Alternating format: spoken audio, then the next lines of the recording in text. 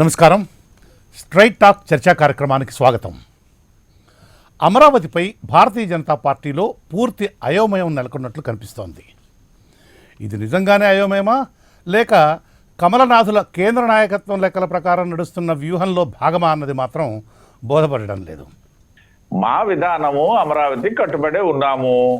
అమరావతి అక్కడ రైతుల అభివృద్ధి కానీ, లేకపోతే ఆ సిఆర్డిఏతో ఉన్నటువంటి ఒప్పందాలు కానీ, లేకపోతే 64,000 ప్లాట్లు రైతులకి డెవలప్ చేసి ఇవ్వడంలో కానీ, లేకపోతే ఏదైతే అక్కడ మిగులుగా ఉన్నటువంటి 9,000 ఎకరాల సంబంధించి కూడా ఒక సమగ్రమైనటువంటి ప్రణాళికతో దాని అభివృద్ధికి సమగ్రమైనటువంటి ప్రణాళికతో వెళ్ళమని కానీ ఇవన్నీ మేము మొదటి నుండి మాట్లాడుతున్నదే. దాని అర్థం ఏంటి? అమరావతి అభివృద్ధికి మేము కట్టుబడి ఉన్నాం, అక్కడ రైతుల తాలూకా ప్రయోజనాలకు కట్టుబడి ఉన్నాము. ఇవాళ మాట్లాడింది కూడా పురంధేశ్వరి గారు కేంద్రం తాలూకా పాత్ర లేదని చెప్పేసి చెప్పడం జరిగింది తప్పిస్తే, ఆ ఎఫిడవిట్ వేసిన సందర్భంగా కేంద్ర ప్రభుత్వం ఏమన్నా 3 రాజధానులకు మేము అనుకూలంగా ఉన్నామని చెప్పలేదు కదా. మీరు గతంలో చర్చించేటప్పుడు కూడా చెప్పారు, ఏ క్యాపిటల్ విషయమై మీరు చక్కని విశ్లేషణ ఇచ్చారు గత చర్చలో కూడా. ఆ ఏ క్యాపిటల్ ఇన్ దట్ సెన్స్ 3 ఉండొచ్చు, లేకపోతే 1 ఉండొచ్చు అని ఉంది, కానీ 3 ఉండొచ్చు అని చెప్పేసి ఖచ్చితంగా ఏమీ లేదు అక్కడ. ఒక్క నిమిషం తిరుపతిరావు గారు, దానికి ఏ క్యాపిటల్ అన్నటువంటి దానికి ఆ రోజు చర్చలో పాల్గొన్నటువంటి తెలుగుదేశం పార్టీ ప్రతినిధి ఏ క్యాపిటల్ అంటే ఒక క్యాపిటల్ అనేటువంటి విచిత్రమైన కాస్తంత వికృతమైనటువంటి అన్ఫేర్ భాష్యం చెప్పడంతో నేను అలా చెప్పాల్సి వచ్చింది. అంటే ఏదో చెప్పండి ప్లీజ్. పెద్దలు మీరు చెప్పిన దాంట్లో నేను తప్పడట్లేదు, ఆయన అనుకున్న దాంట్లో తప్పట్లేదు. ఎందుకంటే ఒక మాట మనం మాట్లాడేటప్పుడు ఎదుటి వాళ్ళు ఎవరికి అనుకూలంగా వాళ్ళు తీసుకుంటారు. ఎదురుగా 2 వ్యక్తులు ఉంటే ఒకే వ్యక్తి ఉండేటప్పుడు ఒకేలాగా తీసుకోవడానికి అవకాశం ఉంటుంది, చెడ్డైనా మంచైనా. కాబట్టి తెలుగుదేశం సోదరులు వారికి అనుకూలంగా తీసుకున్నారు, దానికి మనం ఏమి తప్పుపట్టాల్సింది లేదు, లేదా దాని గురించి మనం ఏమన్నా పెద్దగా ఆలోచించాల్సింది కూడా లేదు. అయితే చిన్న మాట తిరుపతిరావు గారు ఒక చిన్న మాట. ఇప్పుడు మన పురంధరేశ్వరి గారు మాట్లాడినటువంటి ఈనాడుకి ప్రధాన కార్యదర్శిగా, భారతీయ జనతా పార్టీ ప్రధాన కార్యదర్శిగా, జాతీయ ప్రధాన కార్యదర్శిగా పదవి బాధ్యతలు చేపట్టిన వెంటనే ఈనాడుకి ఇచ్చినటువంటి ఇంటర్వ్యూలో మాట్లాడినటువంటి వైనం గనక చూస్తే, అది ఒక తెలుగుదేశం జాతీయ పార్టీ ప్రధాన కార్యదర్శి పదవి చేపట్టారా అనేటువంటి భావన కలుగుతుంది. చటుక్కున్నారే నేను చూసుకున్నారే, లేదు పురంధరేశ్వర గారు బీజేపీలో కూడా ఉన్నారు అనేటువంటిది భావన కలిగింది నాకైతే. టీడీపీ మీద అంత అటాక్ చేయలే ఆవిడ, వైసీపీ మీద మాత్రం విరుచుకుపడ్డారు. నేనేమైనా పొరపాటుపడి ఉండొచ్చు, కానీ అది గమనించినటువంటి తీరు మాత్రము ఈ విధంగానే అనిపించింది. సార్ తిరుపతిరావు గారు మీరే. కృష్ణమోహన్ గారు, ఇప్పుడు వారు ఇచ్చింది ఒక్క ఈనాడికే కాదండి, వేరే పేపర్లో వచ్చింది, వేరే ఛానల్స్ లో కూడా వచ్చింది, ఒకటే భావాన్ని వ్యక్తపరిచారు. ఇక్కడ గమ్మత్తైన విషయం ఏంటంటే, మా తమ్ముడు అక్కడ అద్దేపల్లి శ్రీధర్ ఆ విధంగా ప్రశ్నించాల్సింది మీకు కూడా అదే డౌట్ వచ్చేస్తుంది. అంటే ఏంటంటే నేను ఇందా చెప్పాను, వాళ్ళ మీ తాలూకా వ్యాఖ్యానం నేపథ్యంలో తెలుగుదేశం వాళ్ళు ఆ విధంగా తీసుకున్నారు. తప్పేంటి, వాళ్ళు అలాగే తీసుకున్నారు. ఇక్కడ కూడా అంతే. నేను స్పష్టం చేయాల్సింది కృష్ణమోహన్ గారు, మీకు అర్థమయ్యింది, అర్థమయ్యే వాళ్ళకి అర్థమవుతుంది. ఇక్కడ కూడా ఎవరి కోణంలో వాళ్ళు తీసుకున్నప్పుడే ఆ భావన వస్తుంది తప్పిస్తే, భారతీయ జనతా పార్టీ స్టాండ్ లో ఏదైతే నూతనంగా వచ్చి రాష్ట్ర అధ్యక్షుడు ఈ వేళకి 2 నెలల సమయం అయ్యింది, వీర్రాజు గారు చెప్పిందైనా 2 రోజుల సమయం అయినటువంటి పెద్దలు పురంధేశ్వరి గారు కానీ, సత్యకుమార్ గారు కానీ చెప్పిన విషయం అంతా ఒకటే. ఇందులో వేరేదేమీ లేదు. తీసుకున్నటువంటి సందర్భము, తీసుకున్నటువంటి వ్యక్తుల ఆలోచన, రాసుకున్నటువంటి పేపర్ల ఆలోచన, వేసుకున్నటువంటి ఛానల్ ఆలోచన నేపథ్యంలోనే ఉంటుంది. మీలాంటి విజ్ఞులకైతే కన్ఫ్యూజ్ ఉండదు అని చెప్పేసి నేనైతే భావిస్తున్నాను. మాకైతే కన్ఫ్యూజన్ ఏమీ లేదు. యద్భావం తద్భవతి. మీరు ఎలా ఓకే అయితే మీరు ఎలా భావిస్తే మీకు ఎలా భావిస్తే అలా కనపడుతుంది, వినపడుతుంది. బీజేపీకి నేను ఒకటే అడుగుతున్నానండి. ఇప్పుడు ఆయన ఇందాక చెప్పారు, అర్థమయ్యే వాళ్ళకి అర్థమవుతుంది, మా స్టాండ్ ఆ స్టాండ్ అని చెప్పారని తెలుగుగాను. నేను ఆయన ఒకటే అడుగుతున్నాను, పశ్చిమ బెంగాల్ రాష్ట్రంలో మీరు నియమించినటువంటి గవర్నరు అక్కడ ప్రభుత్వానికి సహకరించడం లేదు, అలాగే దేశంలో కొన్ని రాష్ట్రాల్లో కాంగ్రెస్ ఉన్న కాడ కూడా సహకరించడం లేదు. తృణమూల్ కాంగ్రెస్కి సహకరించిన గవర్నరు, మీరు నియమించిన గవర్నరు ఆంధ్రప్రదేశ్లో జగన్మోహన్ రెడ్డికి 3 రాజధానులకి అమరావతి రైతులు గోల పెడుతున్నా, అక్కడ ధర్నాలు చేస్తున్నా, గవర్నర్ రిప్రజెంటేషన్ ఇచ్చినా, ప్రభుత్వం వాళ్ళ భూములు తీసుకున్నా కూడా ఆయన సంతకం ఎందుకు పెట్టేశాడు ఆలోచించకుండా. ప్రభుత్వానికి హెడ్ అయిన గవర్నర్కి ఒక రాష్ట్రంలో రాజధానిలో 30,000 ఎకరాలు ఇచ్చిన 22,000 మంది రైతులు గోడిని వినాల్సిన బాధ్యత మీ గవర్నర్కి ఉందా లేదా చెప్పండి నాకు ముందు. తిరుపతిరావు గారు దయచేసి నోట్ చేసుకోండి. తిరుపతిరావు గారు దయచేసి నోట్ చేసుకోండి. నిన్న కాక మొన్న తృణమూల్ కాంగ్రెస్ లో అక్కడ మమతా బెనర్జీ గారు గవర్నర్కి ఉత్తరం రాశారు, మీరు రాజ్యాంగ పరిధిలో మీరు ఉండాల్సిందిగా కోరుతున్నాము అని. ఒక రాష్ట్రంలో ఒకలాగా అసలు ఆంధ్రప్రదేశ్ రాష్ట్రంలో వైఎస్ఆర్సీపీ ప్రభుత్వంలో ఈవేళ తీసుకున్నటువంటి 3 రాజధానుల నిర్ణయంలో రైతులు డిస్ప్యూట్ లేనప్పుడు మీ గవర్నర్గా సంతకం పెట్టేస్తే అర్థం ఉంది. గవర్నర్ గారు రైతులు కలిసారా లేదా, వాళ్ళు మొర పెట్టుకున్నారా లేదా, ఆ మొరని గవర్నర్ గారు ఈ రాష్ట్ర యొక్క ప్రభుత్వ అధినేతగా ఏం పట్టించుకున్నారో చెప్పాలి సమాధానం ఫస్ట్ బీజేపీ వాళ్ళు. రెండోది, ఈ వేళ కూడా ఇప్పటికి కూడా మీరు ఆంధ్రప్రదేశ్ రాష్ట్రాన్ని విడదీసిన తర్వాత ఆంధ్రప్రదేశ్ రాష్ట్రానికి ఇవ్వాల్సిన ప్రత్యేక హోదా కానీ నిధులు కానీ మీరు ఇంతవరకు సక్రమంగా ఇవ్వలేదు. మూడోది, ఈ జగన్మోహన్ రెడ్డి గారు ప్రత్యేక హోదా కోసం ఎలక్షన్ ముందు మాట్లాడిన మాటలు ఇప్పుడు మాట్లాడటం లేదు. అలాగే ప్రత్యేక హోదాని డిమాండ్ చేస్తానని చెప్పినటువంటి ఆయన ఈవేళ బీజేపీని డిమాండ్ చేయడం లేదు. మీరు కొల్యూడ్ అయినట్టుగా పబ్లిక్ వేళ చెప్పుకుంటున్నారు కాదా మీరు? అందుకని ఎప్పటికైనా ఒకటి అడుగుతున్నాను, ఎప్పటికైనా నిజంగా మీరు ఇప్పుడు ఆయన చెప్పినట్టుగా బీజేపీ గనక అమరావతికి ఫర్రగానే ఉంది, నిన్న ఆ మేడం గారు చెప్పినట్టుగా అమరావతి అక్కడే ఉండాలని కోరుకుంటే గనక మీరు నియమించిన గవర్నర్ గారితో మీరు దాన్ని సంతకాలు ఆపించి మీరు ఆ పంచాయతీని తీర్చాలా వద్దా? రాష్ట్ర చట్టాలు ఉన్నాయని చెప్తున్నారు, రాష్ట్రం ఇష్టంలో ఉందని చెప్తున్నారు. సరే, దాన్ని కూడా మనం పరిశీలన తీసుకుందాము. ఒక రాజధాని ఏర్పాటు చేసుకునేది రాష్ట్రమే అయితే మరి ఒక సాంప్రదాయం ఏంటి, ప్రజాస్వామ్య సాంప్రదాయం ఏంటి, రాజకీయ సాంప్రదాయం ఏంటి? ఈవేళ జగన్మోహన్ రెడ్డి గారు వచ్చి 3 రాజధానులు అంటే, రేపు మళ్ళీ ఇంకో ఆయన వచ్చి 6 రాజధానులు అంటే, ఎల్లుండి ఇంకో ఆయన వచ్చి మళ్ళీ రాజధాని మార్చేస్తే ఈ సాంప్రదాయం కొనసాగడానికి బీజేపీ సిద్ధంగా ఉందా? అంటే ఎవరు ముఖ్యమంత్రి అయినా రాజధాని మార్చుకోవచ్చు, ఈ భారతదేశంలో ఎక్కడికైనా మార్చుకోవచ్చు, అది ప్రభుత్వం ఇష్టం అని చెప్పడానికి, ఈ చట్టాలకి ఇలా ఉండొచ్చు అని చెప్పడానికి నైతిక విలువలు అనేవి పాటించాలా వద్దా?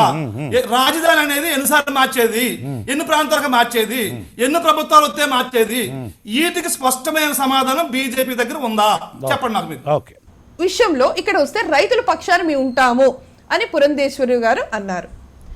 ఆవిడన్న స్టేట్మెంట్కి ఎందుకంటే అంత ఉలుకుపాటు విజయసాయి రెడ్డి గారికి ఎందుకు అలా ప్రాబ్లం వస్తుంది? అంటే ఒక మహిళ ఆవిడని గౌరవించాలని తెలీదా? అంటే మహిళల్ని గౌరవించి అంత సంస్కారం లేకుండా ఉన్నారా విజయసాయి రెడ్డి గారు?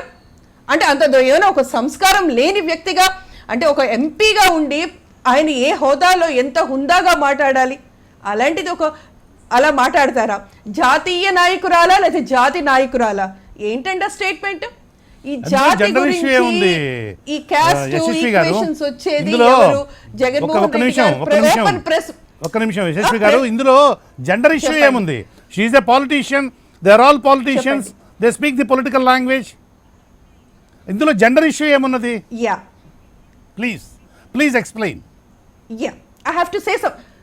Yeah, there is something called, yes, I do explain. I want to explain here. Ladies first అని ఎందుకంటారు?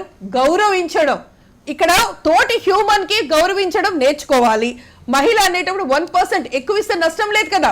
మన దేశం ఏంటి, మహిళలకు ముందు ఎక్కడైతే మహిళల్ని గౌరవిస్తారో దేవతలు ఉంటారు అని ఒక నానుడు సామెత కాదు, అందరూ బిలీవ్ చేసేది.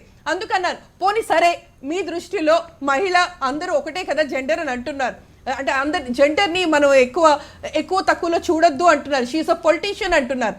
కానీ పొలిటీషియన్ అయినా సరే అది ఏమన్నా స్టేట్మెంటా?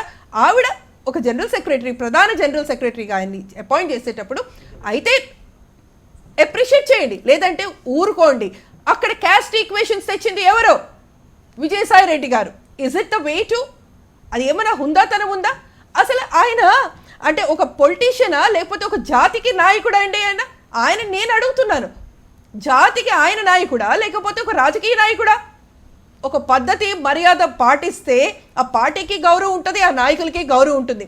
నోరుంది కదా అని ఇష్టం వచ్చిన మాట్లాడకుండా ఆవిడన్న స్టేట్మెంట్ దాంట్లో ఏమైనా లొసుగులు ఉన్నాయా దాని గురించి మాట్లాడండి. ఆవిడ ఏదైనా తప్పుగా అందా దాని గురించి మాట్లాడండి. ఎందుకండి జాతుల గురించి మాట్లాడుతున్నారు? క్యాస్ట్ గురించి ఈక్వేషన్స్ వీటి అన్నీ వచ్చేది ఈ పార్టీలోనే, ఈ నాయకుల్లోనే. అక్కడ జగన్మోహన్ రెడ్డి గారికి పెద్ద పర్వాలేదు, ఇంకా మిగతా నాయకులకి ఏముంటుంది? A1, A2 ఆ లెవెల్లో ఉన్న వాళ్ళు అందరూ అలానే మాట్లాడతారు. Small interruption. మేడం 1 సెకండ్ ఈ పార్టీలోనే అన్నారు, అదేంటో అర్థం కాలేదు, కొంచెం ఎక్స్ప్లెయిన్ చేయండి. అవును, వైసీపీలో అన్నానండి. Okay, please explain it. అంటే ఈ పార్టీలో అంటే ఒకసారి నేను చెప్తానండి, వినండి కృష్ణమోహన్ గారు. కరోనా వచ్చేటప్పుడు మొట్టమొదట జగన్మోహన్ రెడ్డి గారు ఏం మాట్లాడారు ప్రెస్ మీట్ లో మీకు తెలిసిందే కదా. ఆ విషయంలో ఏమొచ్చిందంటే అక్కడ నిమ్మగడ్డ రమేష్ గారి ఇష్యూలో ఆయన ఎంత దీనిగా అన్నారు. అంటే అక్కడ ఎలక్షన్, అక్కడ ఆయన ఓట్లు, తర్వాత ఇవన్నీ వచ్చింది ఎవరండి? జగన్మోహన్ రెడ్డి గారు ప్రెస్లో, ఓపెన్ ప్రెస్లో అన్నది. అదే కులస్తుడు, అదే కులంకి చెందినవాడు అని నిమ్మగడ్డ రమేష్ గారి గురించి అనడం మీరు వినలేదా? ఒకసారి కాదు, 2-3 సార్లు. ఆయన కరోనా గురించి మాట్లాడలేదు, ఎలక్షన్ల గురించి కాదు. ఎంతసేపు ఆయన బాధ అది కులాల గురించి. తిరుపతిరావు గారు, ప్రత్యేక హోదాకు వెళ్ళబోయే ముందు చిన్న ఇంటరప్షన్. మీరు గతంలో కనుక గమనించున్నట్లయితే కాంగ్రెస్ ప్రభుత్వం సెంటర్లో అధికారంలో ఉన్నటువంటి అనేక దశాబ్దాల పాటు ప్రతి కాంగ్రెసేతర ప్రభుత్వాన్ని ముప్పు తిప్పలు పెట్టి 3 చెరువులు నీళ్లు తాగించింది గవర్నర్ వ్యవస్థను అడ్డం పెట్టుకొని. మీరు ఎందుకని ఇలా చేయడం లేదు అని మిమ్మల్ని నిలదీస్తున్నాం ఇప్పుడు మేము. మా విధానం అది కాదు. మేము ఇదే తెలుగుదేశం పార్టీ, కృష్ణమోహన్ గారు, ఇదే తెలుగుదేశం పార్టీ సిబిఐని కూడా ఈ రాష్ట్రానికి రానివ్వన్నప్పుడు కూడా మా గవర్నర్ గారే ఉన్నారు ఇక్కడ. మేమేమీ చేయలేదు. గో బ్యాక్ మోడీ అని చెప్పి నల్ల బెలూన్లు ఎగరేసినప్పుడు మోడీ గారు ప్రధానమంత్రిగా ఉన్నప్పుడు కూడా మేమేమీ చేయలేదు. మా విధానం అది కాదు. ప్రత్యేక హోదా విషయంకి వస్తే ప్రత్యేక ప్యాకేజీ ముద్దని చెప్పి చంద్రబాబు నాయుడు గారు అసెంబ్లీ సాక్షిగా ఒప్పుకొని ఎస్పీవి స్పెషల్ పర్పస్ వెహికల్ ఏర్పాటు చేయకుండా ఆ ప్యాకేజీని రాష్ట్రానికి రాకుండా చేసుకున్నటువంటి ఘనత వీళ్ళదే. 3వ అంశం రాజధాని విషయంలో ఇవాళ వైసీపీకి అస్త్రాన్ని ఇచ్చింది తెలుగుదేశం పార్టీ. ఇవాళ ఒక ఎస్ఎఫ్టీకి 9,000 నుండి 12,000 ఖర్చు పెట్టి తాత్కాలిక భవనాలు నిర్మిస్తారా? ఆ పేర్లు పెట్టకుండా, ఈ బాహుబలి సెట్టింగ్ లేకుండా, ఈ భ్రమరావతి ఒక్క నిమిషం, మీకు తర్వాత మీకే ఇస్తాను. ఆగండి.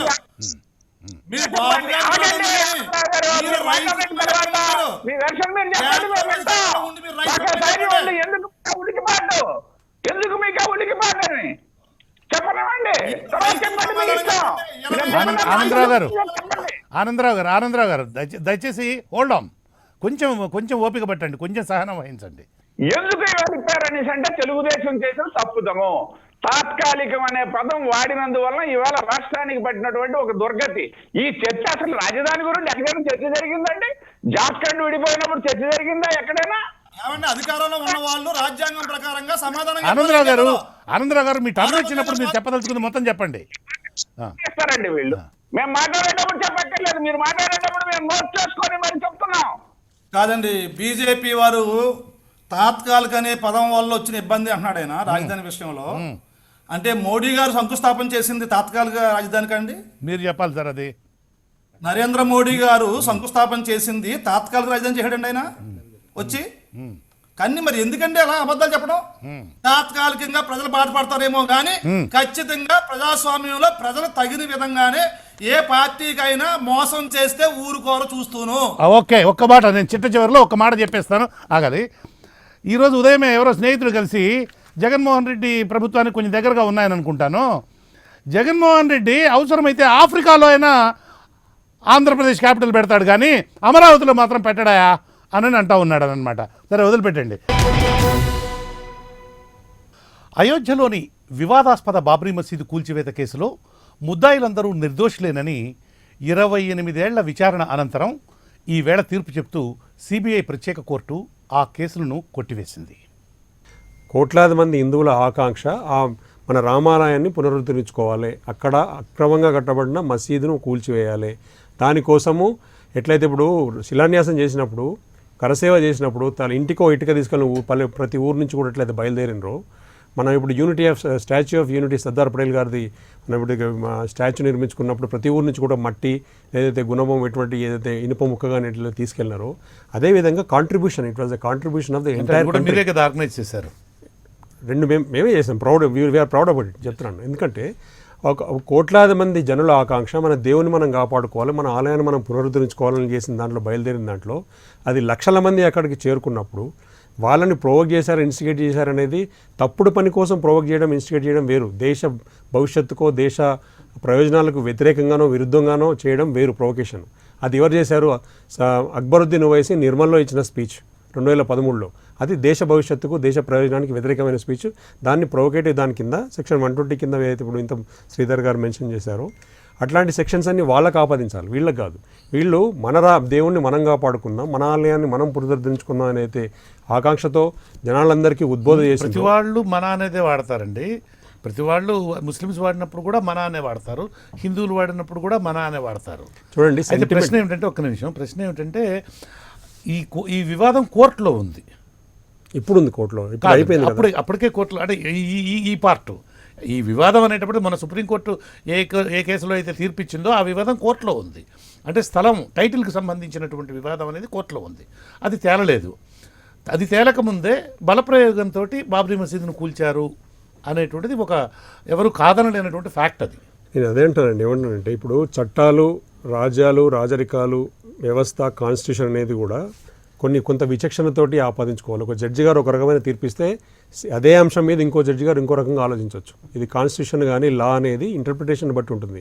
అట్లానే ఇప్పుడు ఆ రోజు పాలనలో ఉన్న పాలకులు పివి నరసింహారావు గారు కానీ కళ్యాణ్ సింగ్ గారు కానీ వాళ్ళు కంట్రోల్ చేయాలనే పరిస్థితి ఉందనుకోండి. అక్కడ గవర్నమెంట్ కంట్రోల్ చేయాలనే కండిషన్ని ఒక లిమిటేషన్ వరకు కంట్రోల్ చేయగలుగుతారు. కానీ కోట్లాది మందిని కంట్రోల్ చేయాలంటే ఇప్పుడు వాళ్ళు పాలన చేసేదే ప్రజల ఆకాంక్షలు నెరవేర్చడానికి, ప్రజల మంచి కోసం. ఇప్పుడు 80 కోట్ల మంది ఏం కావాలనుకుంటున్నారో దానికి వ్యతిరేకంగా ఏ గవర్నమెంట్ కూడా పోదు. కాబట్టి ఇప్పుడు కోర్టులో ఉన్న అంశాన్ని ఆపలేమంటే కోట్లాది మంది రోడ్ల మీదకి వస్తే ఎట్లా ఆపుతారండి? కోర్టులో ఉన్న అంశం అది యాక్సెప్ట్ చేయనట్టే కదా. కాన్స్టిట్యూషన్ ప్రకారము కోర్టులో ఉన్నదని కోర్టులో ప్రొసీజర్ జరుగుతూనే ఉంటుంది. కానీ ఫిజికల్గా అక్కడ జరగాల్సింది ఏం జరగాలో, ప్రజలు ఏం కోరుకుంటున్నారో దానికోసమే అప్పుడు ఎక్సర్సైజ్ జరిగింది ఆ రోజు. కృష్ణమోహన్ గారు, అయోధ్యలో రామ మందిర నిర్మాణం అనేటువంటిది 500 సంవత్సరాల సుదీర్ఘమైన ప్రజా పోరాటం. అది 134 సంవత్సరాల సివిల్ సూట్ కోర్టులో పోరాటం. అది 28 సంవత్సరాలు క్రిమినల్ కోర్టులో పోరాటం.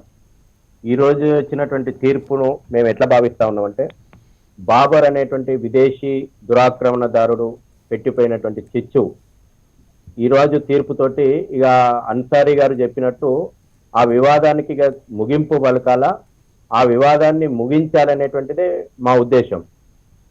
మీరు అనేక విషయాలు చెప్పారు. ఈరోజు అయోధ్యలో రామ మందిర నిర్మాణం అనేది 1992 డిసెంబర్ 6 ఉద్యమమే కాదు, అంతకుముందు 78 పోరాటాలు హిందూ సమాజం సాగించింది. సుమారు 4 లక్షల మంది రామభక్తులు బలిదానమైండ్రు. 1949 డిసెంబర్ 23 లోపల ఉన్న పలంగా విగ్రహాలు వచ్చినాయి అనేటువంటి విషయాన్ని మీరు ఇంట్రడక్షన్ లో చెప్పిండ్రు.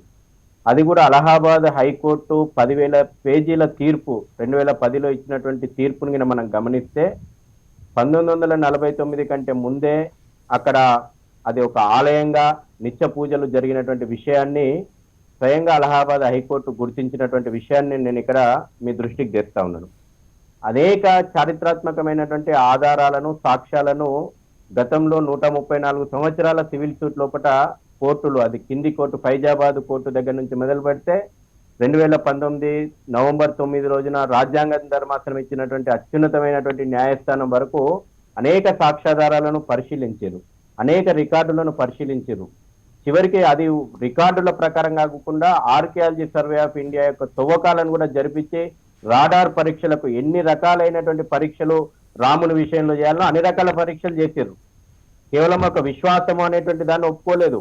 ఎన్ని రకాల పరీక్షలు చేయాలో అన్ని రకాల పరీక్షలు ఇవాళ రామ జన్మభూమి ఎదుర్కొంది. చివరికి న్యాయస్థానంగా చట్టాల ప్రకారంగా ఉన్నటువంటి అన్ని అడ్డంకులు తొలగిపోయినాయి. కాబట్టి 1949లో మీరు చెప్పినట్టు ఆ రోజున జవహర్లాల్ నెహ్రూ విగ్రహాలను తీసేయమని చెప్తే ఆ రోజు ఫైజాబాద్ జిల్లా కలెక్టర్ గా ఉన్నటువంటి కేకేకే నాయర్ గారు ప్రధానమంత్రి మాటను కూడా తిరస్కరించి ఖచ్చితంగా అది దేవాలయం, అందులో విగ్రహాలు తీసేటువంటి ప్రసక్తే లేదని చెప్పింది. రాముని యొక్క హక్కును గుర్తిస్తూ, అక్కడ గుర్తించింది సుప్రీంకోర్టు రాముని యొక్క రామ్లలా హక్కును గుర్తిస్తూ ఆ యొక్క భూమిని భవ్య రామ మందిరం కోసం ట్రస్ట్ ను ఏర్పాటు చేయమన్నది. కాబట్టి ఆ రోజున ట్రస్ట్ ఏర్పాటు చేసేసి భవ్య రామ మందిర నిర్మాణానికి ఇవాళ కేంద్ర ప్రభుత్వం కూడా ట్రస్ట్ చేసింది, నిర్మాణం జరుగుతోంది. ఈ రోజు సిబిఐ కోర్టు కూడా మీరు 2001 లోపల సిబిఐ ఇదే ప్రత్యేక న్యాయస్థానం అందరికీ క్లీన్ చిట్ ఇచ్చింది కృష్ణమోహన్ గారు. ఇవాళ కొత్తగా ఇచ్చిన తీర్పు కాదు ఇది.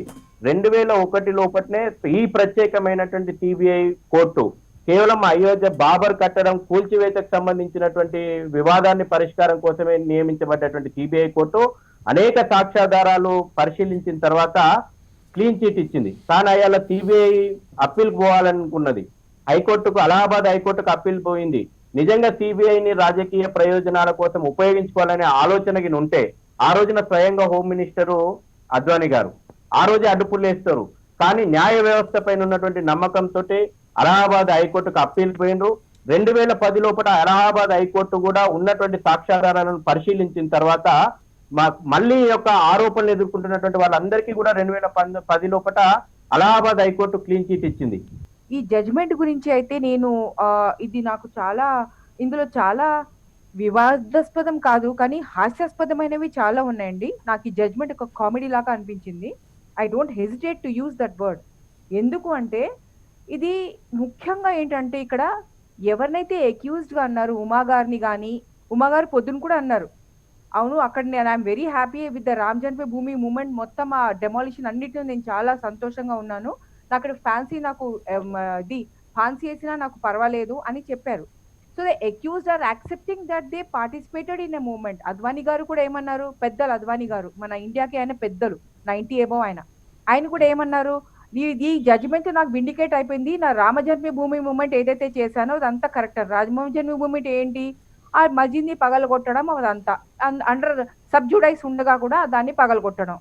సో ఇవన్నీ జరుగుతున్నప్పుడు సుప్రీంకోర్టు ఆర్డర్ కూడా మీరు చెప్పినట్టు కాన్స్పిరసీ అని ఉన్న, అది ఇట్స్ అ క్రైమ్ అని ఉంది, it's against the rule of law అని క్లియర్ గా రాసి ఉన్నది అక్కడ.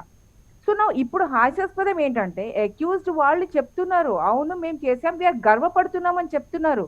ఇన్నాళ్ళంతా వాళ్ళు చెప్పారు మేము గర్వపడుతున్నాం అని. ఇది అద్వానీ గారు కూడా ఏమని స్టార్ట్ చేశారు రథయాత్రలో, ఏక్ ధక్కా దేవ్ మస్జిద్ కో తోడో అన్నారు. So it's all not pre planned అని చెప్తుంటే దోకమంతా చూసింది దాన్ని, ఇది హాస్యాస్పదం అనిపిస్తుంది.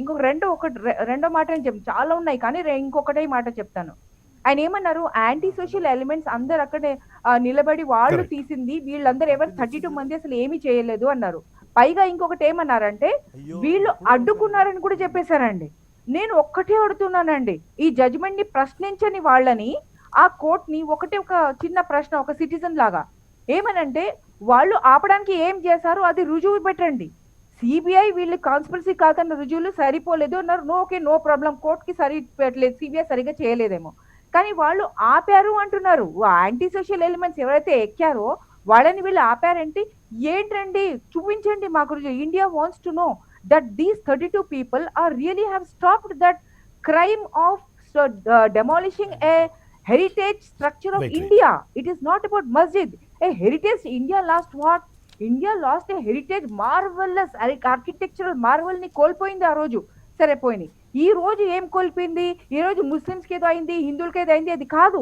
ఈ రోజు జరిగింది ఏంటి, ఇండియాలో ఒక న్యాయం దెబ్బతిన్నది, ఒక ప్రాసెస్ దెబ్బతిన్నది. సిబిఐని చెప్పడం జరిగింది మీరు చేయలేదనేసి, ఆ కోర్టు సిబిఐ మీద యాక్షన్ తీసుకోమని చెప్పిందా, లేకపోతే ఈ ఎవిడెన్స్ వీళ్ళు అసలు ఆపడానికి వెళ్ళారు యాంటీ సోషల్ ఎలిమెంట్స్ అన్నప్పుడు, ఆ యాంటీ సోషల్ ఎలిమెంట్స్ ఆపడానికి మన పెద్దలు వీళ్ళందరూ ఉమా గారు, మురళి గారు, దదని గారు ఏమి చేశారు, వాళ్ళు కంప్లైంట్ మరి అవన్నీ ఇప్పుడు దాకా రాలేదే. వీళ్ళు యాంటీ సోషల్ ఎలిమెంట్స్ చేశారు, వీళ్ళు చేయలేదు, వీళ్ళు అడ్డుకోవడానికి ఏదో చేశారంటే అది ఈ రోజు దాకా ఇండియాకి ప్రపంచానికి తెలియని నిజమది అని కోర్టు చెప్తుంది. వీళ్ళు ఆపారని చెప్పేసి ఏమిటి ఆపింది, ఏం చేశారు, let us know. No last మాట అండి, శశి గారు చెప్పారు.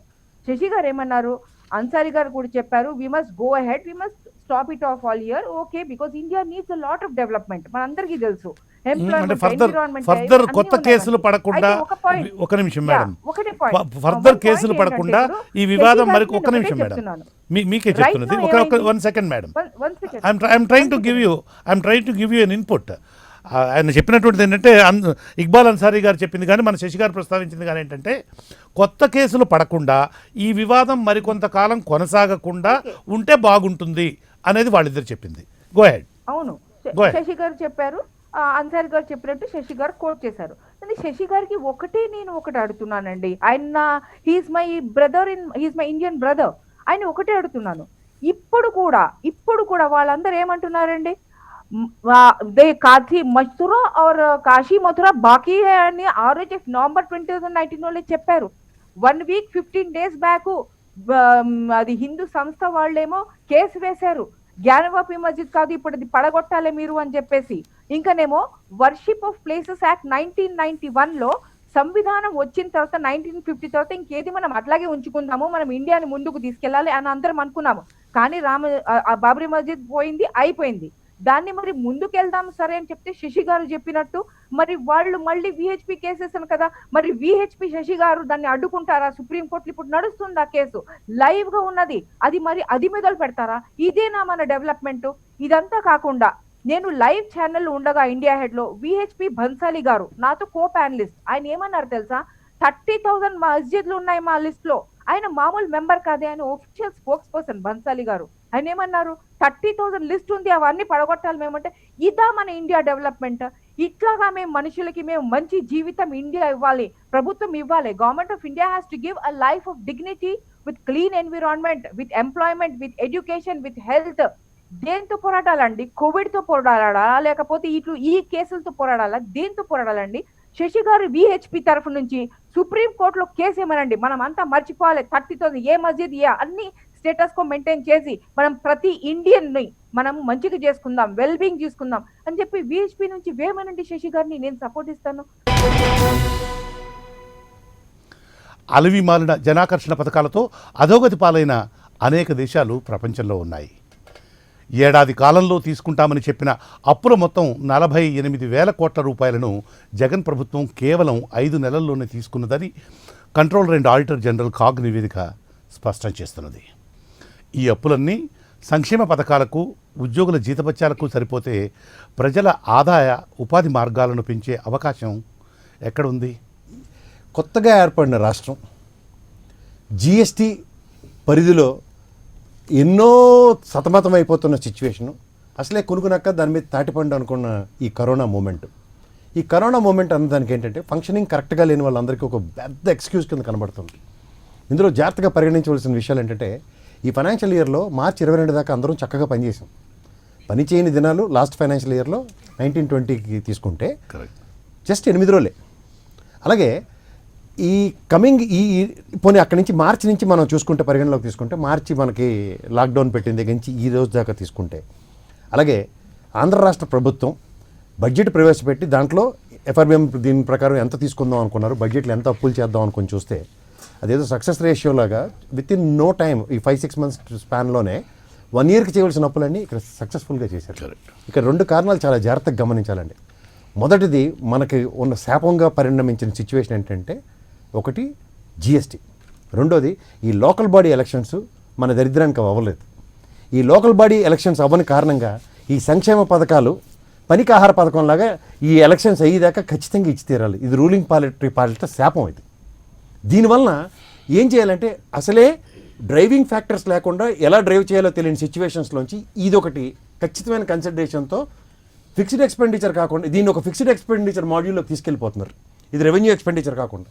సో ఇక్కడ దీంట్లో జిఎస్టీ విషయం చాలా జాగ్రత్తగా తీసుకుంటే మీకు ఇంకొక చిన్న ఎగ్జాంపుల్ చెప్తాను. మీకు రాష్ట్ర వనరుల్ని కంపేర్ చేసుకుంటే అండి 23-25% ఆల్మోస్ట్ వచ్చి ఉన్నాయి. లాస్ట్ టైం ఫైనాన్షియల్ ఇయర్కి ముందు ఈ సంవత్సరాలకు తీసుకుంటే almost we are received whatever we are supposed to receive. ఎందుకంటే ఎక్సెస్ ట్యాక్సెస్, ఈ ట్యాక్సెస్తో మూమెంటరీగా రెవెన్యూకి బ్రహ్మాండంగా పరిపుష్టంగానే వస్తున్నాయి. కానీ ఇక్కడ ఒక చిన్న ఎగ్జాంపుల్ మీకు చెప్తాను. రెవెన్యూ ఏ విధంగా లాస్ అవుతుందో కూడా తెలుసుకోవట్లేదు. గవర్నమెంట్ అసలు లాజిక్ వదిలేశారు. మన రీసెంట్గా పెంచిన పెట్రోల్ ధర ₹1 అనుకుందాం. మన కర్మగాలి మన కేసీఆర్ గారు చెప్పినట్టు 2,100 కిలోమీటర్ల దగ్గర మనం బార్డర్ షేర్ చేస్తున్నాం. స్ట్రైట్గా పెట్రోల్ మీద ఒక లీటర్కి 25 రూపాయల రెవెన్యూ ఆటోమేటిక్గా గవర్నమెంట్ పాకెట్లోకి వస్తుంది. కానీ ఈ మన పరివాహక ప్రాంతం 2100 కిలోమీటర్ల కారణంగా బార్డరింగ్ స్టేట్స్లో కార్లు కానీ వెహికల్ కానీ తీసుకెళ్ళి ఒక పెట్రోల్ ఒక లీటర్ కొట్టించిన స్టేట్ రెవెన్యూ 25 రూపీస్ పోతుంది. ఈ లాజిక్ మిస్ అవుతున్నారు. ఇలాగా చాలా స్ట్రాటజికల్ పాయింట్స్ ఉన్నాయి. ఇవన్నీ ఎలాబరేటివ్గా వెళ్తుంటే ఈ సంక్షేమ పథకాలు ఇవ్వొద్దని ఎవరు చెప్పలేం. ఎందుకంటే కరోనా పరిస్థితి, దానికి తోడు కష్టకాలంలో ఉన్న మన రాష్ట్రాన్ని ఆదుకోవడానికి నిజంగా చెప్తున్నాను, ఈ నవరత్నాల వల్ల ఖచ్చితంగా జేబులో ఒక రూపాయి వచ్చింది ప్రజలకి. లేని వాళ్ళకైతే ప్రజలకి నా దృష్టిలో అయితే వచ్చింది. ఎందుకంటే ఈ కరోనా కాలంలో ఎవరు పనులు లేవు, ఎవరు అప్పులు ఇవ్వలేని పరిస్థితిలో గవర్నమెంట్ రెస్క్యూకి వచ్చిందనే చెప్పుకోవచ్చు. కానీ దీనివల్ల ట్యాక్సులు కట్టిన ప్రతి ఒక్కరు వాడు చావాడు కోరితే కొని తెచ్చుకున్నట్టుగా అయింది పరిస్థితి. సో దీనివల్ల అందరూ ఆలోచించవలసిన విషయం ఏంటంటే ట్యాక్సులు కడుతున్న వాళ్ళకి ఒక ఫ్లెక్సిబిలిటీ అనేది ఇవ్వాలి. ఇది ఎక్కడంటే అండి, మనం ఇక్కడ కళ్ళ ముందు కనబడుతున్న రాష్ట్రాన్ని పరిగణనలోకి తీసుకుని మాట్లాడడం చాలా సులువు. కానీ దీనికి వెనక చేస్తున్న ఎఫెక్టివ్ మేనేజ్మెంట్ అంతా సెంట్రల్ గవర్నమెంట్ నుంచి నడుస్తుంది. జిఎస్టీ పరిధిలోకి ఏవైతే పనికొచ్చేవి తీసుకురావాలో ఆ పనికి వచ్చేవి తీసుకురాకుండా పనికిమాలినవన్నీ తీసుకొచ్చి రాష్ట్రాలకు రావాల్సిన వాటాలని సక్రమంగా ఇవ్వకుండా ఎవడప్పులు ఆడు చేసుకోండి, ఎవరి బాండ్లు వాళ్ళు రిలీజ్ చేసుకోండి అని ఏదేదో ఒక పథకాల కింద, ఇప్పుడు ఉదాహరణకి తమిళనాడు గవర్నమెంట్లో they have given a beautiful concept. ఇలాంటి వాటికి తక్షణంగా రెవెన్యూ జనరేట్ చేసుకోవడానికి బాండ్స్ కాన్సెప్ట్లోకి వెళ్తారు. వెళ్ళినప్పుడు వాళ్ళకి రిటర్న్ ఆన్ రెవెన్యూస్, ఎందుకంటే అవి మెట్రో సిటీస్, వాటి మీద రెవెన్యూస్ ఆటోమేటిక్గా చేసుకోవచ్చు. అదేంటంటే ప్రతిదానికి ఒక మంత్రంలాగా అభివృద్ధి చెందుతున్న రాష్ట్రాలు, చిన్న చిన్న రాష్ట్రాలు, కొత్తగా ఏర్పడిన రాష్ట్రాలకు కూడా అదే ఫామ్లో అప్ చేయమంటే, ఇప్పుడు ఉదాహరణకి గత ప్రభుత్వంలో తీసుకున్న అమరావతి బాండ్స్ కానీ ఇవన్నీ తీసుకుంటే these all become a huge expenditure and burden to the respective governments. So ఈ వీటిని ఏ విధంగా అడ్రస్ చేస్తారన్నది చాలా ఇంపార్టెంట్. ఇవి అడ్రస్ చేయలేని సిచ్యువేషన్స్లో వీళ్ళ ఇప్పుడు కొత్తగా ఏర్పడిన ఈ ప్రభుత్వం వాళ్ళ ఉనికిని చాటుకోవడానికి ఈ పథకాలు, నవరత్నాలు, నాకు తెలిసి వీళ్ళు 5 సంవత్సరాలకి ప్లాన్ చేసుకుని దాన్ని షింక్ చేసి ముందుకే తీసుకొచ్చి, నేను చెప్పాను కదా లోకల్ బాడీ ఎలక్షన్స్ అవని కారణంగా ఇవి ఏ రోజుకి ఆ రోజు దాన్ని అనౌన్స్ చేసుకుంటూ ఇది ఏం చేశారంటే మొత్తానికి నెత్తి మీద కూర్చుని కొమ్మనే నరుక్కునే పరిస్థితి వచ్చింది. కడుపు మండిపోతున్నా కూడా ఏం చేయలేని స్థితిలో ఉన్న పొజిషన్లో ఎలా చెప్పాలి, అరే ఇది మన స్టేటు అని చెప్పడం కోసం ఒక చిన్న ఎగ్జాంపుల్ చెప్తాను సార్. ఒక నలుగురు ఉన్న కుటుంబంలో, భర్త, భార్య, 2 పిల్లలు ఉన్న కుటుంబంలో భార్యకి పిల్లలకి పెట్టే ఫుడ్ కావచ్చు, బట్టలు కావచ్చు, వెల్ఫేర్ సంక్షేమం అంటారు. అలాగే భార్యకి కాకుండా ఈ భార్యకి పెట్టే ఫుడ్ కావచ్చు, లేకపోతే మన ఫ్యూచర్లో కావాల్సిన అవసరాల కోసం కావచ్చు, ఏదైనా సరే మనం డబ్బులు కలెక్ట్ చేయాలి, అంటే డబ్బులు సంపాదించాలి. ఆ సంపాదించడం కోసం ఏం చేస్తామంటే ఒక బ్యాంక్ లోన్లో ఒక 50 లక్షలు అప్పు తీసుకొచ్చి ఒక డబుల్ బెడ్రూమ్ ఫ్లాటో, 3 బెడ్రూమ్ ఫ్లాటో, లేకపోతే ఒక స్మాల్ బిల్డింగ్ కట్టుకుంటాం సార్. ఒక పల్లెటూరులో బిల్డింగ్ కట్టుకుని ముందు సైడు 2 షాపులు 3 షాపులు వేసుకుని వెనక సైడ్ మనం ఉంటాం, లేదా పై సైడ్ మనం ఉంటాం, మిగతాదంతా రెంట్కి ఇస్తాం. అంటే 50 లక్షలు లోన్ ఇచ్చిన దాంట్లో 60,000 70,000 లోన్ తెచ్చుకొని ఈ 60,000లో 50,000 ఈఎంఐ కట్టి మిగతా 20,000లో మనం వెల్ఫేర్ చేస్తాం సార్. అంటే ఏంటి, మన డబ్బు 50,000 ఉన్నా కానీ మనం 70,000 సంపాదించగలగాలి. కానీ ఇప్పుడున్న పరిస్థితుల్లో ఆంధ్రప్రదేశ్ గవర్నమెంట్కి, జగన్మోహన్ రావు గారికి అంటే ఆ డెట్ తీసుకున్నటువంటి అప్పుని మెల్లగా రీపే చేయడం, ఈఎంఐ మనం బతకడం ఒకటి. ఆ బతకంలో కూడా ఈ రెండింటికి ఇంకొకటి ఉంది, అప్పు పుట్టడానికి మనకు ఒక దగ్గర రెవెన్యూ సోర్స్ ఉండాలండి. మెయిన్ ఛాలెంజ్ రెవెన్యూ సోర్స్ గురించి. సోర్స్ గురించి ఆ ల్యాండ్ ఉంది చూసారా, ఆ ల్యాండ్ కన్స్ట్రక్షన్ అప్పు తెచ్చుకుంటున్నాం సార్. సో మనం ఏం చేయాలంటే ఒక ఎసెట్ బిల్డ్ చేయాలి ఆ అప్పుతో.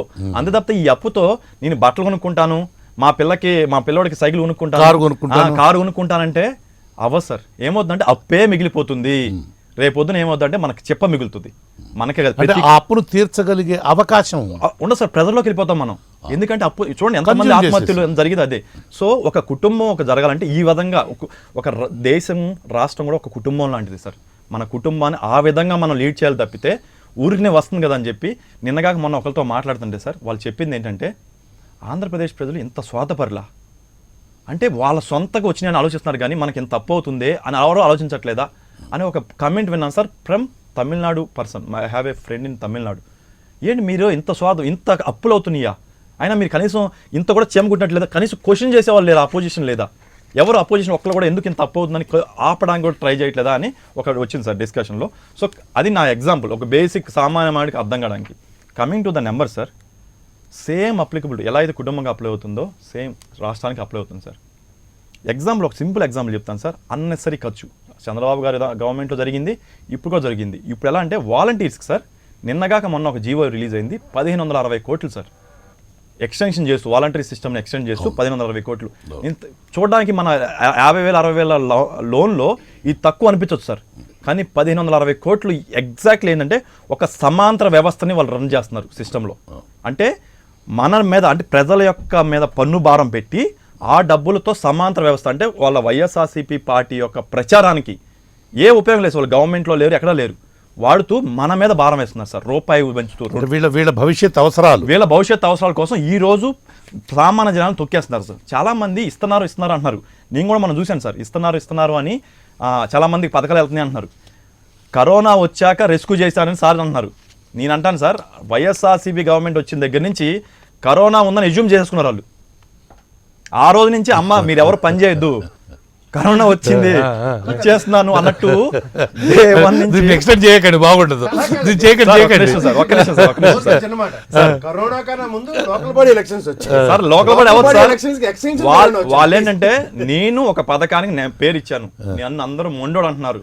నేను ఒక 10 పథకాలు నవరత్నాలు ఇచ్చాను, ఈ నవరత్నాలకు పంచిపెట్టాలి. అది నాది కాదు కదా సొమ్ము. అకౌంట్ నాదా, బ్యాంక్ అకౌంట్, క్యాష్ అకౌంట్ నాదా, అప్పు తీసుకొద్దాం, పుట్టే చోట పుడతాయి, పంచిపెట్టండి, ఏం పర్లేదు నేను ఇచ్చాను, ఓకే. కాకపోతే దీంట్లో పని చేయండి అయ్యా, మీరు ఇంతకుముందు 90,000 మంది లబ్ధి పొందారా, లేకపోతే 9 లక్షల మంది లబ్ధి పొందారా, కట్ చేసి వాళ్ళకి ఆధార్ కార్డు ఉందని, లేకపోతే రేషన్ కార్డులో మీ కొడుకు ఐటీ రిటర్న్ ఫైల్ చేశాడని చెప్పి వాళ్ళకి కట్ చేసేసి ఓన్లీ 5 లక్షల మందికి ఇవ్వండి. మీకు తెలుసో లేదు సార్, జరుగుతుంది. బెనిఫిషియరీ నెంబర్స్ తగ్గిపోయింది సార్. కావాలంటే నేను నెక్స్ట్ టైం వచ్చేటప్పుడు నెంబర్స్ తీసుకొస్తాను. బట్ తగ్గింది ప్రతి విషయంలో కూడా. మొన్న ఆసరా అనే పథకంలో ఇంతకుముందు 89 lakhs మంది ఆసరా పొందితే ఈసారి పొందింది మాత్రం 70 లక్షల మంది సార్. 19 లక్షల ఆడపిల్లలకి ఆసరా పథకం నుంచి దూరం అయింది సార్. ఎందుకంటే రకరకాల కారణాలు. నాకు రోజు 2-3 కారణాలు వస్తాయి సార్. మేము ఐటీఆర్ ఫైల్ చేశారు కదా సార్, మీరు ఐటీఆర్ని క్యాన్సిల్ చేయడం అవుతుందా, మాకు ఆంధ్రాలో పథకం పోయింది అని అంటున్నారు. ఏమైంది సార్ అంటే, నేను ఐటీఆర్ కడుతున్నాను, మా అమ్మ నాన్నకి రేషన్ కార్డులో లింక్ ఉండడం వల్ల మా అమ్మ నాన్నకి వచ్చే పథకాన్ని తీసేశారండి అని చెప్తున్నారు. ఇలా 100 రకాల పథకాలు తీసేసేసి చేస్తున్నాము అనుకుంటున్నారు, కానీ చేయకుండా అసలైన లబ్ధిదారులకు కాకుండా ఎవరికి పడితే వాళ్ళకి ఇచ్చేసుకుంటూ. వాళ్ళు ఐటీఆర్ తో లింక్ అయినారంటే, అంటే ఇన్కమ్ ట్యాక్స్ కడుతున్నారని, వాళ్ళ కొడుకు కడుతున్నారు అని అంటే కుటుంబం బానే ఉందని, లబ్ధిదారులుగా వాళ్ళు ఉండాల్సిన అవసరం లేదు కదా. Good move sir. కానీ ఏమవుతుందంటే, వాళ్ళ ఊళ్ళో వాళ్ళ డబ్బులు ఇస్తానో లేదా ఎలా తెస్తుంది మనకి, వాళ్ళ కొడుకు ఇస్తున్నాడని లేదా మీకు ఎలా చెప్పగలరు? రియాలిటీగా కూడా కొంతమంది ఇబ్బంది పడుతున్నారు. ఇబ్బంది పడుతున్నారు. మీ అదే చెప్పాను సార్, ఒకవేళ అలా ఉంటే ఇవ్వద్దు, లేదా అదర్ ఇన్కమ్ ఉంటే ఇవ్వద్దు, కానీ రియల్ గా బాధపడే వాళ్ళకి మాత్రమే ఇవ్వండి, రియల్ గా కావాల్సిన వాళ్ళకి ఇవ్వండి లబ్ధిదారులకి. ఇంకొక ఇంపార్టెంట్ ఆస్పెక్ట్ సార్, మీరు అన్నట్టు ఆల్రెడీ నెంబర్స్ చెప్పేసాం. ఒక సంవత్సరం మొత్తం చేయాల్సిన అప్పు 5 నెలల్లో 100% అయిపోయింది, 98.5% అయిపోయింది సార్. ఆల్రెడీ ఒక 4 నెలల క్రితం, అంటే కరోనా వచ్చిన ఫస్ట్ మంత్ సెకండ్ మంత్ లో చెప్పాను sir, Andhra is going to be defaulting state first time in India in a 1 year time అని సార్. ఇప్పుడు 6 months అయింది, 5 months అయింది, ఇంకొక 6 months లో సార్ ఆ డేంజర్ కనపడుతుంది. లెహమాన్ బ్రదర్స్ అని US లో మనకి 2008లో సబ్ ప్రైమ్ క్రైసిస్ వచ్చింది సార్. ఆ సబ్ ప్రైమ్ క్రైసిస్ ఆద్యం పడింది లెహమాన్ బ్రదర్స్ అని US లో ఒక పెద్ద బ్యాంకు. అదే దివాలా తీసిన దగ్గర నుంచి మొత్తం ఆస్తులన్నీ ఎలా అయితే ఉన్నాయో సేమ్ మెథడ్లో మన ఆంధ్రప్రదేశ్ గవర్నమెంట్ దివాలా తీయబోతుంది సార్.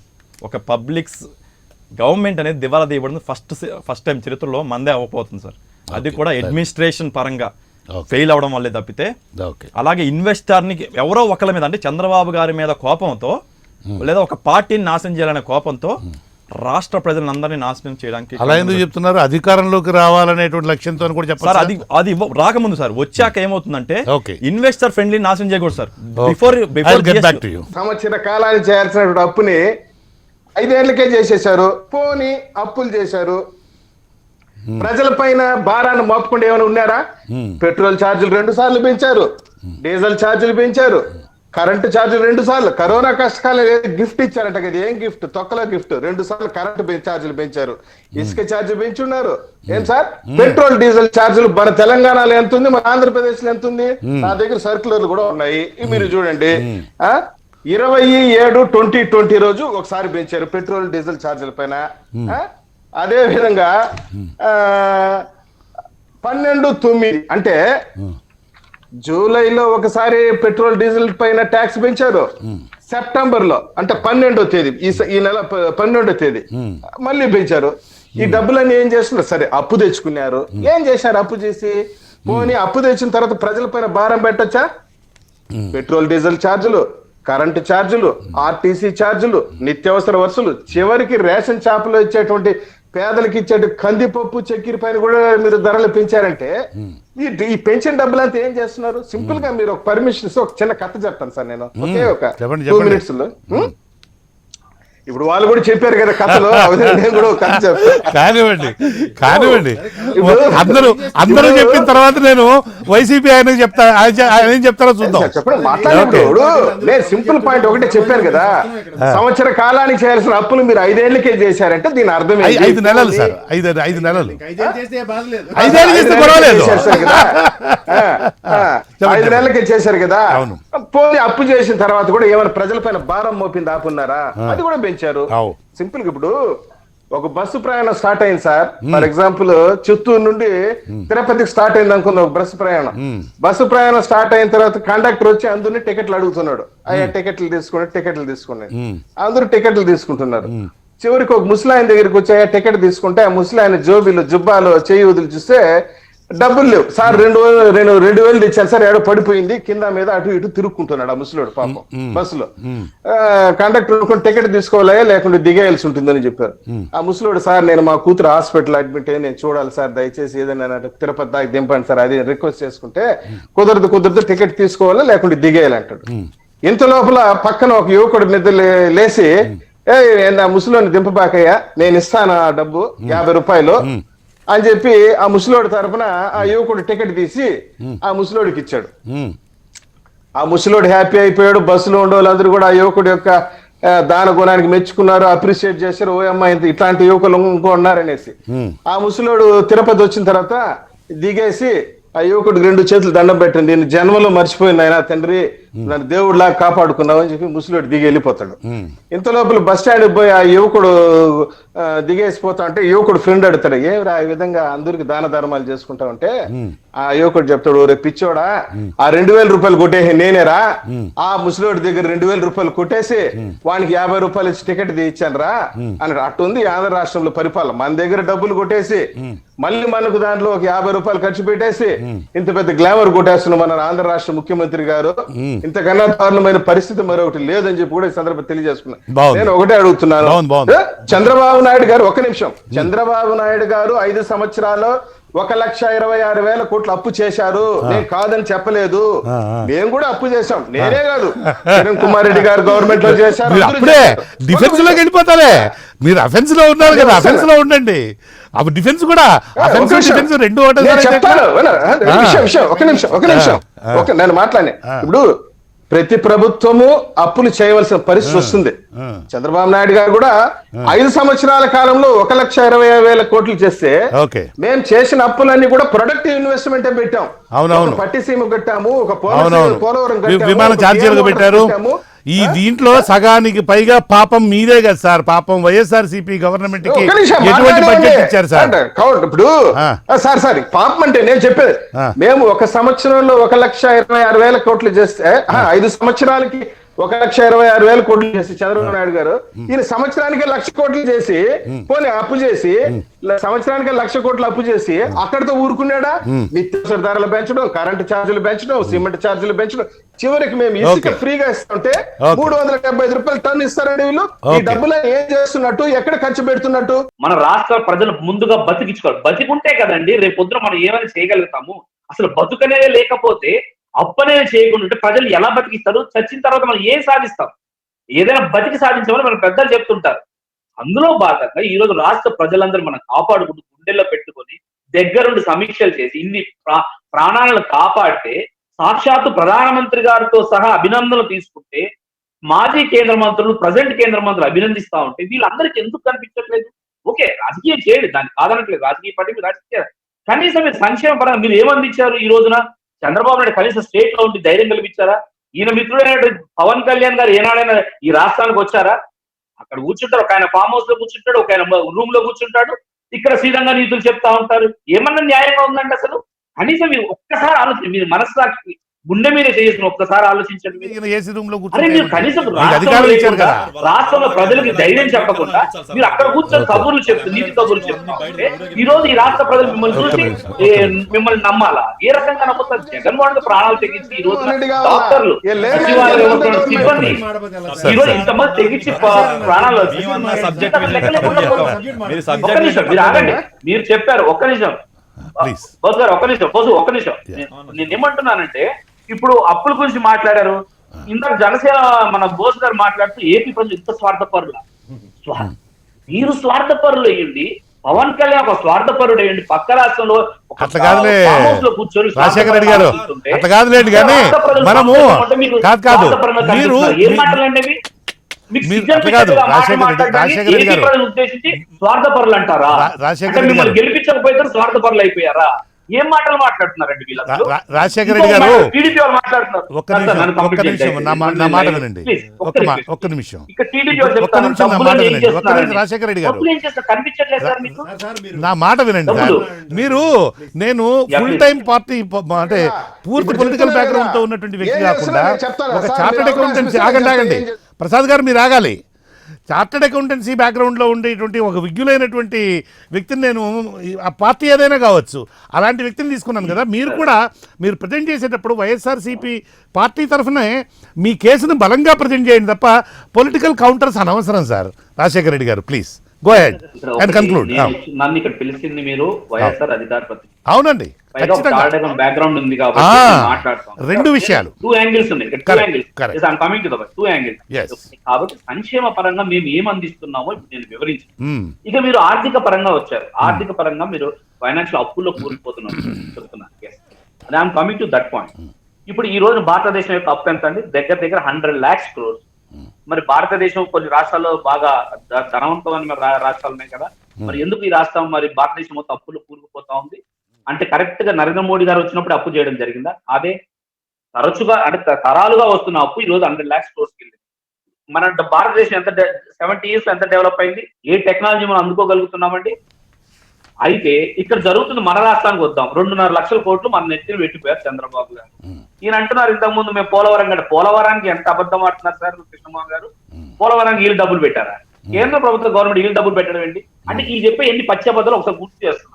ఇక రెండోది నేను చెప్తున్నాను, ఫైనాన్షియల్ మాట్లాడుతున్నాను. మనకున్న 2.5 లక్ష అప్పుల్లో ఈ రోజు మనం ఎంత పెడుతున్నామంటే మీకు చెప్తున్నాను, నెలకి 2,000 కోట్ల అప్పు కడుతున్నాము కృష్ణమోహన్ గారు. గత ప్రభుత్వం చేసినందుకు మనం చేసి తీరుస్తున్నాం డబ్బులు అప్పు తీరుస్తూ అంటే వడ్డీకి కానీ అసలుకి కానీ నెలకు వడ్డీకి కానీ అసలుకి కానీ వడ్డీ కడుతున్నాం 2,000 కోట్లు. అవును సార్ 2,000 కోట్లు మనం వడ్డీనే కడుతున్నాం ఈ రోజు నెలకి. పైగా అసలు కూడా మనం తీర్చడం జరిగింది. అసలు కూడా మన చంద్రబాబు గారు కానీ అంత ముందు గవర్నమెంట్ చేసి కానీ తీరుస్తూ మన ప్రతిదీ కూడా లెక్క ప్రకారం వెళ్తూ సంక్షేమ కార్యం తగ్గకుండా ఫైనాన్షియల్ కూడా వీఆర్ గోయింగ్ అహెడ్. ఇదే సిఎండేజీ చెప్తున్నారు. సిఎండేజీ ఏ పరంగా ఇస్తుందండి మనకి? జనరల్ మనం పెట్టిన ఖర్చులు కానివ్వండి, ఆదాయం కానివ్వండి అంటున్నారు. ఈ రోజు మనం ఏం చేస్తున్నామంటే ఏదైతే అప్పు చేసుకుంటున్నామో ప్రజల పర్చేసింగ్ పవర్ పెంచడానికి వాళ్ళ మీద ఖర్చు పెట్టి వాళ్ళ పర్చేసింగ్ పవర్ ద్వారా మనకు ఆదాయం వచ్చేటట్టు చేస్తున్నాము. ఓకే, ఇదే పాయింట్ మీద కన్ఫైన్ అయ్యి ఇదే పాయింట్ మీద రాజశేఖర రెడ్డి గారు నో మీరు already you should have come to the point by this time. You have already exhausted of your time. ఇది ప్రజల యొక్క కొనుగోలు శక్తిని పెంచడానికి, వాళ్ళ జీవన పరిస్థితులను మెరుగుపరచడానికి తెచ్చినటువంటి అత్యధిక భాగం కనుక వాడి ఉన్నట్లయితే, ఉపయోగించి కనుక ఉన్నట్లయితే అసలు ఈ చర్చే లేదు. కోర్టులు న్యాయమూర్తులపై సోషల్ మీడియాలో దూషణలు, వ్యక్తుల నిర్బంధంపై, హెబియస్ కార్పస్పై పిటిషన్లపై విచారణ సందర్భంగా జస్టిస్ రాకేష్ కుమార్, జస్టిస్ ఉమాదేవితో కూడిన ఆంధ్రప్రదేశ్ హైకోర్టు బెంచ్ తీవ్రమైన వ్యాఖ్యలు చేసింది. ఇదే కాదు, పోలీసుల తీరుతో రాష్ట్రానికి తలవంపులు వస్తోందని, రాజ్యాంగ విచ్ఛిన్నం జరిగిందేమో తేలుస్తామని, అదే జరిగితే రాష్ట్రానికి కష్టమేనని విచారణ సందర్భంగా న్యాయమూర్తులు వ్యాఖ్యానించారు. తమ తీర్పులలో అంతర్భాగంగా పొందుపరచని వ్యాఖ్యలను చేయకుండా హైకోర్టులు నిగ్రహం పాటించాలా లేక అవి చేసినటువంటి వ్యాఖ్యలను చేసినట్లుగా తమ తీర్పులో అంతర్భాగంగా పొందుపరచాలా అన్నది కూడా చాలా కీలకమైనటువంటి అంశం. ఒక కాన్స్టిట్యూషనల్ కోర్ట్స్ అంటే రాజ్యాంగబద్ధతో నిర్మితమైన ఒక రాజ్యాంగ విషయాలను అంటే రాజ్యం అంటే స్టేట్కి అగెనెస్ట్గా ఉన్న మ్యాటర్స్లో ఈ సెన్సేషన్ వస్తుంది. ఒక ప్రైవేటు లిటిగేషన్లో in between 2 parties or suppose ఏదైనా క్రిమినల్ యాక్ట్ లోపల లార్జర్ రామిఫికేషన్స్ ఉండి చీటింగ్ చేసిన కేసెస్ లేకపోతే టెర్రరిస్ట్ యాక్టివిటీస్లో ఉన్నప్పుడు అప్పుడు సెన్సేషనలైజ్ అవుతుంది. సపోజ్ నిర్భయ ఇలాంటి కేసెస్లో కొన్ని వ్యాఖ్యలు జరుగుతుంటాయి. ఇలాంటి హైకోర్టు విషయంలో వచ్చినప్పుడు ఏమవుతుందంటే హైకోర్టు ప్రొసీడింగ్స్ అంతా కూడాను ఈజ్ బేస్డ్ ఆన్ అఫిడవిట్. ఒక పార్టీ నాకు న్యాయం చేయండి అని చెప్పి ఒక అఫిడవిట్ దాఖలు చేస్తారు, దానికి కౌంటరు పత్రాలతోని అదర్ సైడ్ రెస్పాండ్. ఇక్కడ 2 ఆప్షన్స్ ఉన్నాయి, హైకోర్టుకి 2 ఆప్షన్స్ ఉన్నాయి. అండర్ ఆర్టికల్ 226 వారు ఆ పవర్ని ఎక్సర్సైజ్ చేసేటప్పుడు ఈ అఫిడవిట్లో చెప్పిన దానికి ఇక్కడికి తేడాలు ఏమిటి, ఆర్డర్ మేము ఇవ్వచ్చా ఇవ్వకూడదా, ఇది చాలా మటుకు ఇట్ ఈస్ కన్ఫైన్డ్. ఇప్పుడు మీరు 2 ప్రశ్నలు రేజ్ చేశారు. రాతపూర్వకంగా ఉండి signed and sealed by the judge అయితేనే అది ఆర్డరు. ఒక మ్యాటర్ని సెటిల్ చేస్తున్నప్పుడు దాన్ని నిర్ణయించేటప్పుడు చేస్తున్న వ్యాఖ్యల యొక్క ఇంపాక్ట్ అంటే పరిణామం, దాని అంటే ప్రభావం పరిణామం సీరియస్గా ఉంటుందేమో అనేది ఇప్పుడు మన చర్చ. అయితే ఇంతకు ముందు ఇప్పుడు మీరు 2 విషయాల్లో నేను సున్నితంగా చెప్పదలుచున్నాను. ఒకటి ఏంటంటే మౌఖిక పైన వారు చెప్పే పదజాలానికి కూడా it has got the effect of law, అది మనం గుర్తుపెట్టుకోవాలి. సపోజ్ ఎవరైనా రిక్వెస్ట్ చేశారు అంటే ఎంక్వైరీలో పడుతుంది, అది డెసిషన్కి సంబంధం ఉండకపోవచ్చు, కానీ it has also have an effect of law, అది మనం ఫస్ట్ గుర్తుపెట్టుకోవాలి. రెండోది ఇక్కడున్న ఈ కేసులో వారికి ఉన్న మ్యాటర్ ఏమిటి అంటే వారు నిర్ణయించాల్సిన అంశం ఏమిటి, వారు ఆ వ్యాఖ్య చేయడానికి ఉన్న పూర్వాపర కారణాలు ఏమిటి, చేశారు అంటే ఇక్కడ లా అండ్ ఆర్డర్ మొత్తం బ్రేక్ అయింది అంటే ఈ మ్యాటర్కి ఆ ఇంపాక్ట్ ఏమిటి, ఈ మ్యాటర్ డిసైడ్ చేస్తున్నప్పుడు ఆ వేరే విషయాలు ఎందుకు దీంట్లో వచ్చింది అనేది మనకి ఇక్కడ ప్రశ్న వచ్చింది అన్నప్పుడు. 2వ ప్రశ్న ఏమేస్తున్నారు వారు, ముఖ్యమంత్రి జగన్ని ఏమన్నట్టు కనపట్లేదు, పోలీసు యంత్రాంగం సివిల్ మ్యాటర్స్ లోపల చేస్తున్న ఈ పనుల వల్ల ప్రభుత్వాన్ని కూడా అన్నారండి అంతర్యుద్ధం అవుతుంది. ప్రభుత్వం అంటే పోలీసుని అన్నారు, డైరెక్ట్గా వారు అన్నట్టు కనపడట్లేదు, అది మనము అన్వయించుకుంటున్నాం.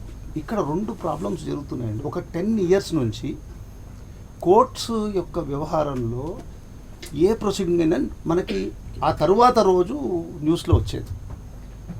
ఈ మీడియా ఎప్పుడైతే యాక్టివిటీ స్టార్ట్ అయిందో, ముఖ్యంగా టీవీ మీడియా వచ్చేసాక ఏమైందంటే అది బ్రేకింగ్ న్యూస్ అనో షేకింగ్ న్యూస్ అనో దాన్ని వదిలిపెట్టండి, ఎప్పటికప్పుడు వచ్చేస్తుంది, వేగంగా వచ్చేస్తుంది, వేగంగా కూడా వస్తుంది.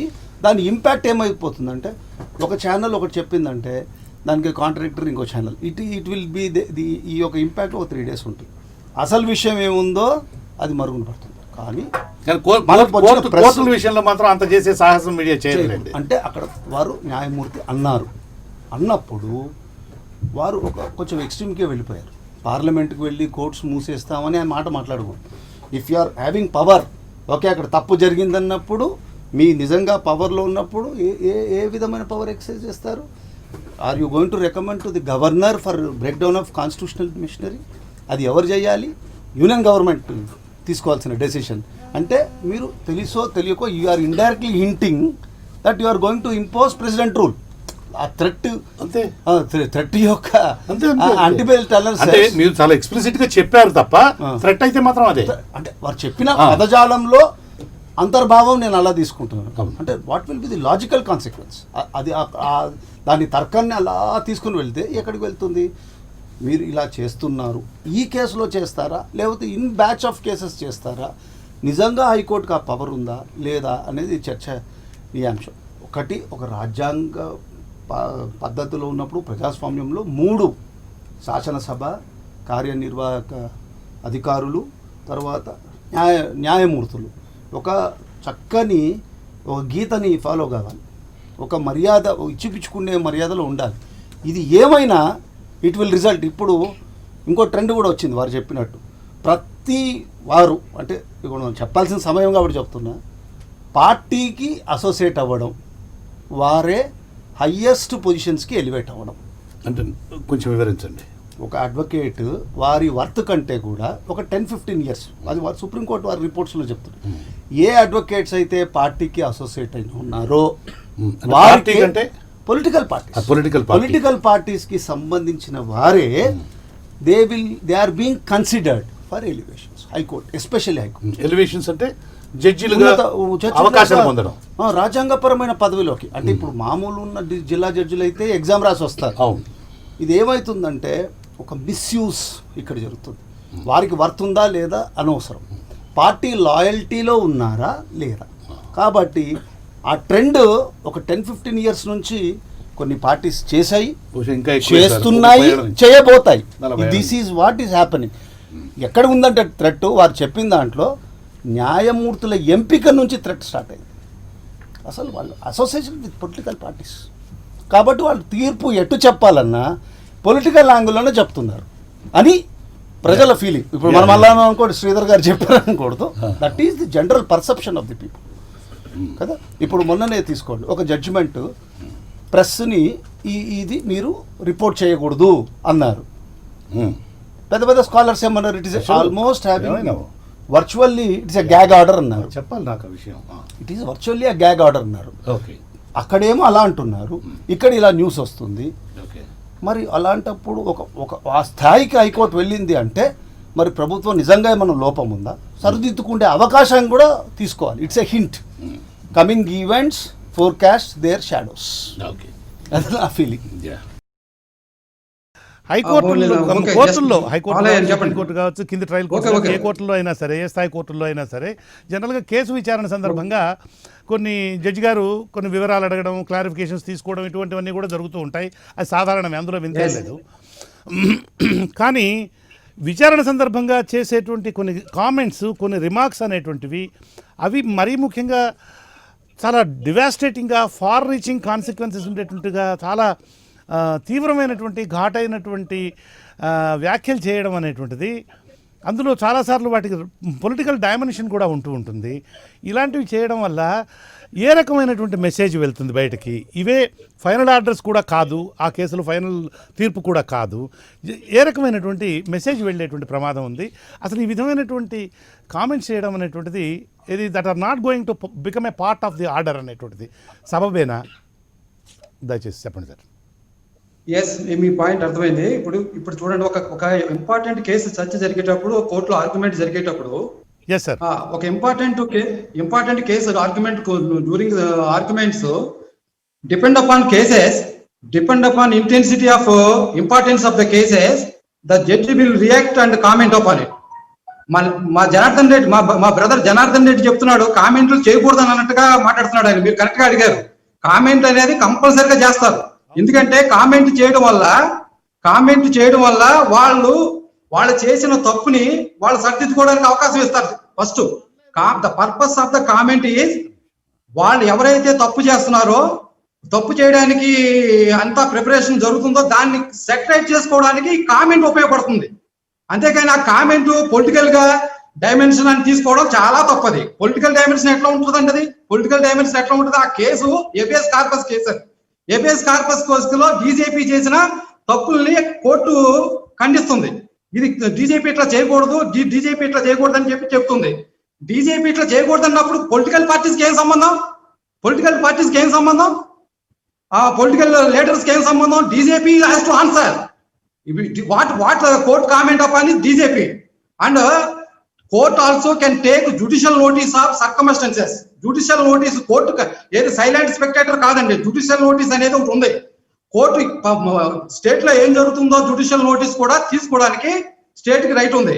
ఇప్పుడు వీళ్ళంతా ఇప్పుడు గ్యాగ్ ఆర్డర్ పాస్ చేశారండి. ఒక దాంట్లో గ్యాగ్ ఆర్డర్ పాస్ చేసినప్పుడు గ్యాగ్ ఆర్డర్ ని ఛాలెంజ్ చేయవలసిన ఫోరం సుప్రీంకోర్టుకి వెళ్ళాలి, అంతేగాని పార్లమెంట్ కాదు. పార్లమెంట్కి వెళ్ళి మా గ్యాగ్ ఆర్డర్ చేశారని చెప్పేసి మురిగితే అది ఎంత తప్పుకండి అది. ఎందుకంటే పార్లమెంట్ అనేది జడ్జి ఏదైనా తప్పు చేస్తే, జడ్జి ఎథికల్ గా అయినా రాంగ్ చేస్తే, ఏదైనా బ్రైబ్ తీసుకుంటే ఇంపీచ్మెంట్ పెట్టడానికి పార్లమెంట్ ఓడుకో. అంతేగాని పార్లమెంటు అనేదాన్ని మిస్యూజ్ చేసి, ఇప్పుడు గ్యాగ్ ఆర్డర్ ఉంది, as you go supreme court and get it satisfied, you can't go to the parliament and comment upon order. So ఒక సగటు మనిషిగా మాకు అర్థమవుతున్నది ఏంటంటే మీడియాలో ఉన్నటువంటి వాళ్ళంగా ఈ రెండు వ్యవస్థల మధ్య, న్యాయ వ్యవస్థ ఇటు కార్యనిర్వాహకమైనటువంటి ప్రభుత్వం మధ్య ఇది ఘర్షణ వాతావరణాన్ని క్రియేట్ చేస్తున్నది. అటు మీడియా రిపోర్ట్ చేసి ఉండొచ్చు, హైకోర్టు కామెంట్ చేసి ఉండొచ్చు, but this is leading to, where does this lead to అని, ఇది ఎక్కడికి దారి తీయబోతోంది అనేటువంటి ఏం ప్రమాదం లేదంటారా? ప్రమాదాలు ఏముండవా? ఎప్పుడు చాలా జరిగాయి. Nothing to worry. సంఘర్షణ ఓకే, నథింగ్. మీరు కృష్ణమోహన్ గారు, ఎనీ హైకోర్టు ఆర్డర్ అనేది సుప్రీం కోర్టులో టెస్ట్ చేసుకోవాలి, వీధుల్లో కాదు, వీధుల్లో కాదు, పేపర్లో కాదు. కరెక్ట్. ఎస్. ఓకే, ఇది ఈరోజు చర్చా కార్యక్రమం.